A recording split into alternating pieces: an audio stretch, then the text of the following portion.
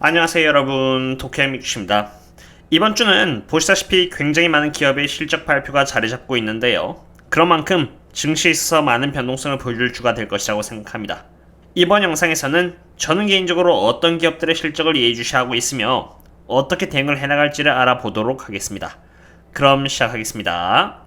그리고 이렇게 좋아요를 눌러주시면은 제가 꾸준히 채널을 유지하고 분석하는데 큰 도움이 되니 많은 도움 부탁드립니다. 가장 먼저 제가 개인적으로 주시하고 있는 기업은 UPS입니다. UPS라는 기업은 여러분들도 아시다시피 택배를 하는 회사인데요. 아마존은 빠른 배송을 위해서 UPS와 FedEx와 파트너 관계를 맺고 있는 상태이고, UPS의 CEO가 말한 것처럼 상호 호혜적 관계를 유지하고 있기 때문에 UPS의 실적에 따라서 아마존의 실적을 간접적으로 알 수 있게 됩니다. 물론 아마존의 경우는 지금 월마트가 수익에 대한 포커스트를 줄이면서 애프터마켓 기준으로 주가가 조금 하락한 상태인데요. 만약 UPS의 실적이 좋게 나온다면 아마존의 실적은 물론 앞으로의 주가 흐름 또한 회복할 수 있기 때문에 예의주시할 필요가 있는 실적이라고 생각합니다.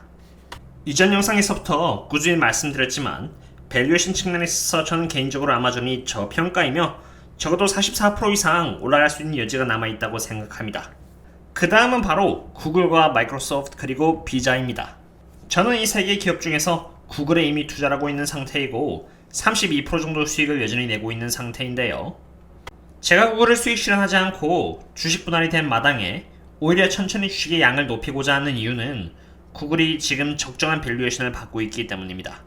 구글의 PE 멀티플은 19.68로 지난 9년 동안의 연평균 성장률 19%를 감안한다면 지금의 멀티플은 적정한 밸류에이션이라고 판단이 됩니다. 그러나 구글이라는 기업의 퀄리티를 감안한다면 구글은 그에 맞는 프리미엄을 받아야 한다고 생각하고요.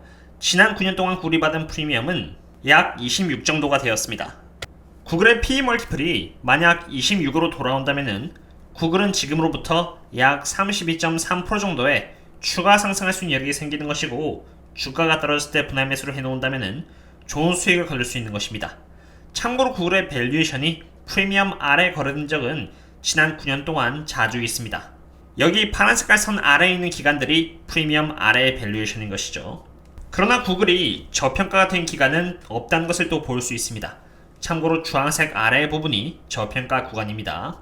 그리고 이런 상태에서 구글의 주가가 저평가 구간까지 접근을 해줄 정도로 하락한다면 그때 이렇게 상승을 해준 역사가 종종 있다는 것을 볼 수 있습니다. 물론 이번에는 과거와 달리 저평가 영역으로 이렇게 하락할 수가 있습니다. 그러나 그것은 구글 장기 투자에게는 오히려 좋은 것입니다. 구글이라는 기업이 망할 기업도 아니며 이미 저희들 인생에서 뺄래야 뺄 수 없는 비즈니스 모델을 구축한 구글이기에 프리미엄 멀티플을 회복해주는 것은 그냥 시간 문제라고 생각이 됩니다. 그 다음은 마이크로소프트와 비자입니다. 제가 마이크로소프트에 투자를 하고 있지 않는 이유는 제가 봤을 때 마이크로소프트는 여전히 고평가를 받고 있는 상태이기 때문입니다. 고점 대비해서 약 22.6% 정도 주가가 하락했지만 마이크로소프트의 현재 PE 멀티플은 27.82로 지난 9년 동안 보여준 순이익에 있어서 연평균 성장률 18.82%보다 더 높은 평가를 받고 있으며 앞으로도 27% 이상의 성장률을 보여주기는 힘들 것이라고 생각이 됩니다. 마이크로소프트라는 기업의 퀄리티를 감안했을 때 지난 9년 동안 마이크로소프트가 받은 프리미엄 멀티플은 25인데요.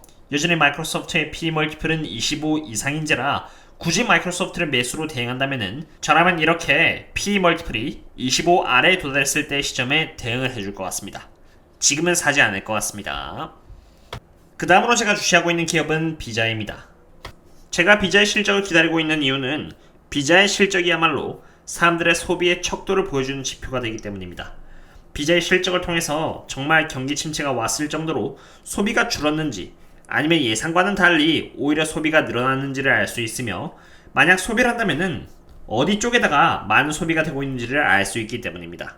수요일은 쇼피파이, 메타, 퀄컴, 그리고 퀀텀스케이프 등 여러 개의 기업들의 실적 발표가 기다리고 있는데요. 참고로 쇼피파이의 경우는 주가가 고점 대비해서 이렇게 78% 하락했지만 영업현금 흐름 기준으로 179의 멀티플을 받고 있는 기업이라 여전히 굉장히 고평가입니다. 저라면 매수를 하거나 물을 타거나 하는 등의 대응은 아예 하지 않을 것 같습니다. 퀀텀스케이프의 경우는 매출액이 아예 없는 기업이라 기업이 얼마가 떨어졌든 저라면 아예 매수를 하지 않을 것 같네요. 이제는 메타와 퀄컴을 보도록 할 텐데요.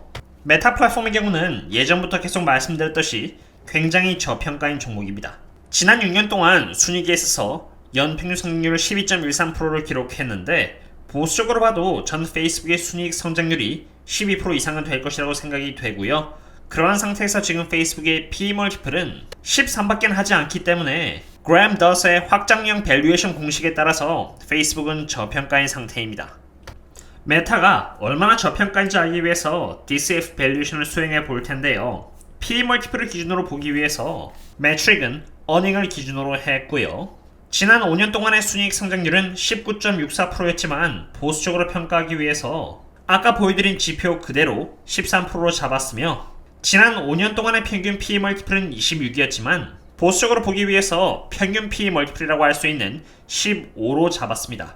그리고 금리가 계속 오르고 있으니까 할인율 또한 꽤나 보수적으로 잡아 10%로 잡았으며 페이스북이 지난 5년 동안 자사주 매입을 하여 소각시킨 비율은 1.36%이니 이렇게 그대로 넣어주겠습니다. 그런다고 했을 때 메타 플랫폼의 적정 주가는 오늘날 기준으로 253.51달러로 지금으로부터 약 52% 정도 더 성장할 수 있다는 것을 보여줍니다. 퀄컴은 어떨까요? 퀄컴의 밸류에이션은 지금 13.03으로 퀄컴 또한 15도 하지 않는 PE 멀티플을 갖고 있습니다. 메타 플랫폼과 마찬가지로 퀄컴 또한 제가 보유하고 있는 기업인데 퀄컴은 제가 33.71% 정도의 수익을 기록하고 있는 기업입니다. 구글과 마찬가지로 저는 퀄컴을 팔기는커녕 퀄컴이 이렇게 저평가이기 때문에 이번 하락장 때 매수로서 대응을 했고요.